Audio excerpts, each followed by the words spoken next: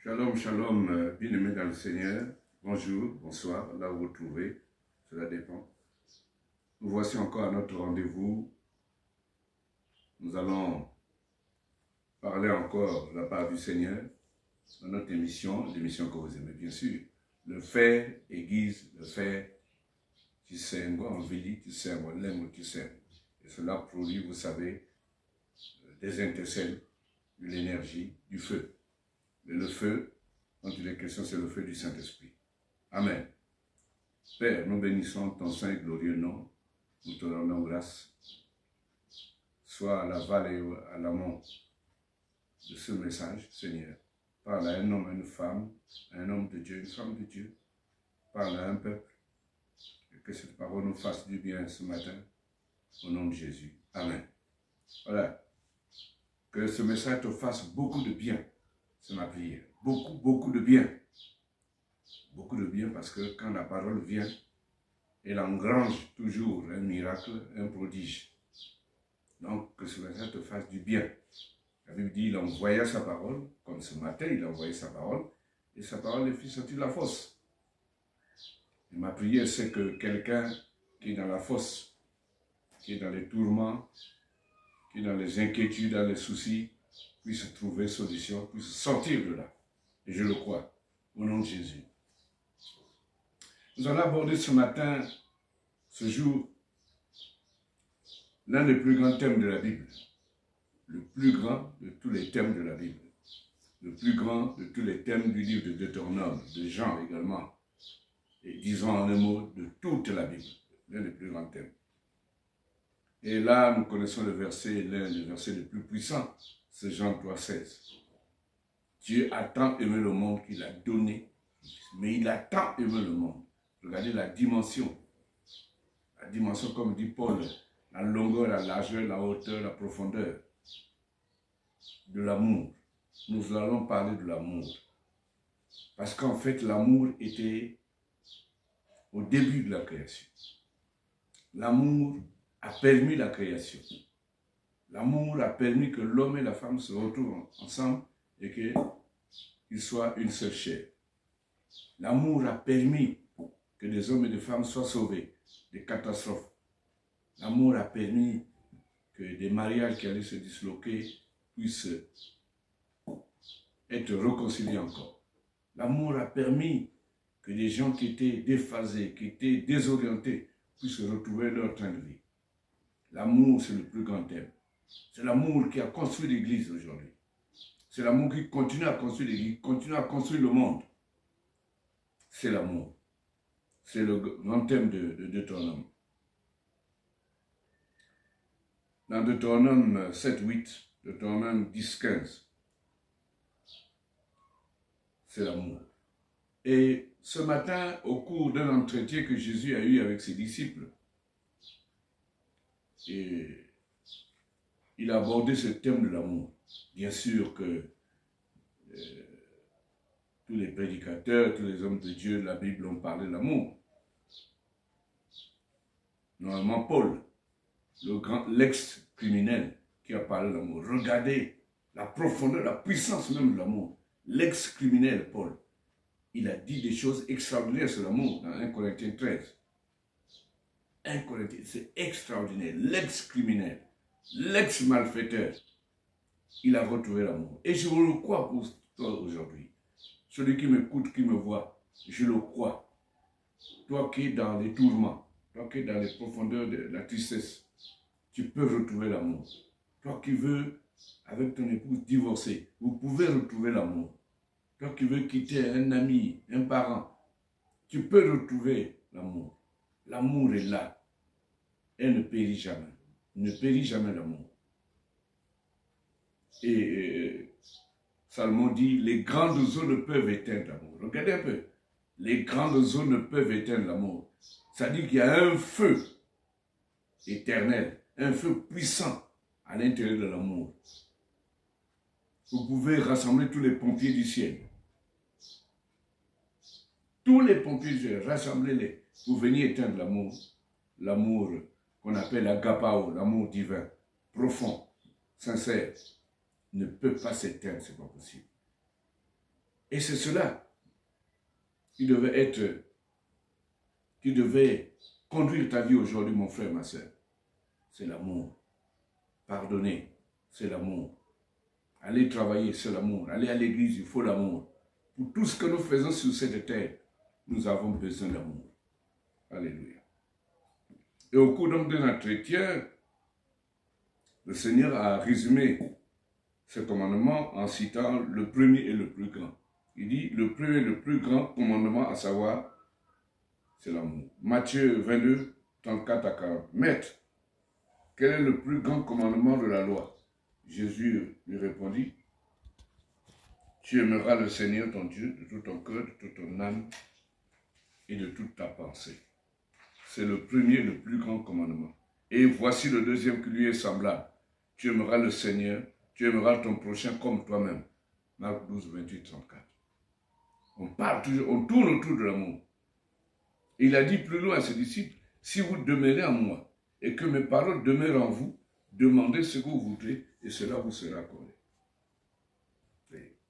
Donc l'amour pour Dieu et l'amour pour les autres. Et là, le Seigneur ici s'adressait à Pierre. Nous sommes dans le livre de Jean, chapitre 21, 15 à 17. Après qu'ils eurent mangé, Simon dit à Pierre, Simon, fils de Jonas, Jésus dit à Pierre, Simon, fils de Jonas, m'aimes-tu plus que ceux qui m'aiment, ceux que ne m'aiment ceux-ci? Il lui répondit, oui Seigneur, tu sais que je t'aime. Jésus répondit, paie mes agneaux. Il lui dit une deuxième fois, Simon, fils de Jonas, m'aimes-tu? Pierre lui répondit, oui Seigneur, tu sais que je t'aime. Jésus lui dit, paye mes brebis. Il lui dit pour la troisième fois, Simon, fils de Jonas, m'aimes-tu? Pierre fut attristé de ce qu'il avait dit pour la troisième fois. M'aimes-tu? Et il lui répondit, Seigneur, tu sais toutes choses. Tu sais que je t'aime. Jésus lui dit, paye mes brebis.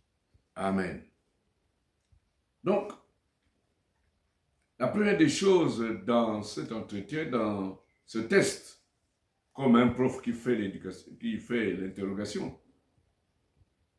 c'est que le but du Seigneur, c'est d'abord de dissiper le sombre souvenir de Pierre, le reniement de Pierre. Il voulait dissiper et effacer. Souvenez-vous que Pierre a régné le Seigneur. Il faut effacer. Donc, il fallait le conduire dans une nouvelle expérience. Et la circonstance, ici, c'est le test d'amour. Et vous savez, avant de rentrer dans le test d'amour, je voulais souligner quelque chose. Cela se passe, la circonstance, cela se passe autour d'un repas. On a souvent observé que des contrats juteux sont paraphés autour d'un repas. Je me souviens d'Abraham, avec ses 3 hôtes, dans Genèse chapitre 18. Il avait reçu Dieu et 2 anges. Et après quoi, il leur a offert un repas. Et juste après le repas, eh bien, Dieu a posé la question à Abraham, où est ta femme? Donc, la plupart des contrats dans le monde entier, les entreprises qui s'installent ça et là, eh bien, les accords sont paraphés autour d'un repas. Donne un repas à un de tes ennemis, tu verras ce qu'il va vomir de sa bouche. Il va te dire des choses incroyables. Donne un repas à un complice de ta femme, à un complice de ton mari. Tu entendras les secrets qu'il garde. Le repas, c'est un stimulant. Il peut sortir des choses qui étaient cachées dans le cœur. Alléluia. Et celui qui t'écoute, il va s'ouvrir à cause du repas. Et le premier test ici, m'aimes-tu? C'est employé pour le mot agapao, c'est-à-dire l'amour profond, l'amour divin. Et Pierre est impliqué seul. C'est Pierre qui est impliqué seul. Il est placé sur une balance quand le Seigneur le teste face à ses codisciples. M'aimes-tu par rapport aux autres? Par rapport à ceux-ci? Mon frère, tu as été le choix de Dieu, tu es le choix de Dieu. Il s'agit de Pierre, il s'agit de toi, spécialement aujourd'hui. Il s'agit de toi, pas d'une autre personne. Est-ce que tu aimes le Seigneur? Est-ce que tu aimes ta femme? Est-ce que tu aimes ton mari? Est-ce que tu aimes tes enfants? Est-ce que tu aimes l'Église? Est-ce que tu aimes l'Église? Donc, ça te concerne toi. Donc, il y a des tests individuels, des tests personnels. Et cette fois-ci, c'est Pierre. Son implication personnelle implique sa charge. Parce que demain, Pierre recevra les clés de l'Église. Tu es Pierre. Sur ce roc, je bâtirai mon Église. C'est son implication personnelle. Eh oui, c'est à lui que reviendra la charge de bâtir l'Église.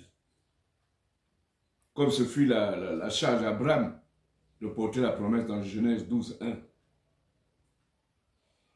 Je rendrai ton nom grand, je ferai de toi une grande nation. C'était à lui de porter la promesse. Donc aujourd'hui, le tout te revient, ma soeur, mon frère, de porter la charge de ta famille, de ton église, de la maison, la charge de l'entreprise. Il dit plus que ceci, en comparaison. Eh oui. Jésus aime les comparaisons. En comparaison de ceci, de tes co-disciples, tes amis, est-ce que tu m'aimes plus que eux? Parce que la charge est sur toi. Toi qui es le leader, si tu n'aimes pas Jésus, comment peux-tu conduire l'œuvre du Seigneur? Si toi tu es madame, tu n'aimes pas ton mari, comment peux-tu conduire la maison? Toi monsieur, si tu n'aimes pas ta femme, comment peux-tu conduire ta famille? C'est pas possible. Tu as la charge. Tu as la charge. Et Pierre répond, Seigneur, tu sais que je t'aime. Un peu à la manière d'Élisée lorsqu'il était avec les fils de prophètes. Taisez-vous, je sais. Tu sais que je t'aime. Pierre reconnaît et il affirme que Jésus est omniscient. Il sait tout. Pourquoi tu me poses, comme s'il disait, mais c'est pourquoi tu me poses la question. Tu es omniscient, tu connais tout. Pourquoi tu me poses la question? Tu sais que je t'aime, tu connais mon cœur, le fond de mon cœur. Alléluia. Soyons honnêtes devant Dieu. Nous ne jouons pas au bal masqué, bien-aimés.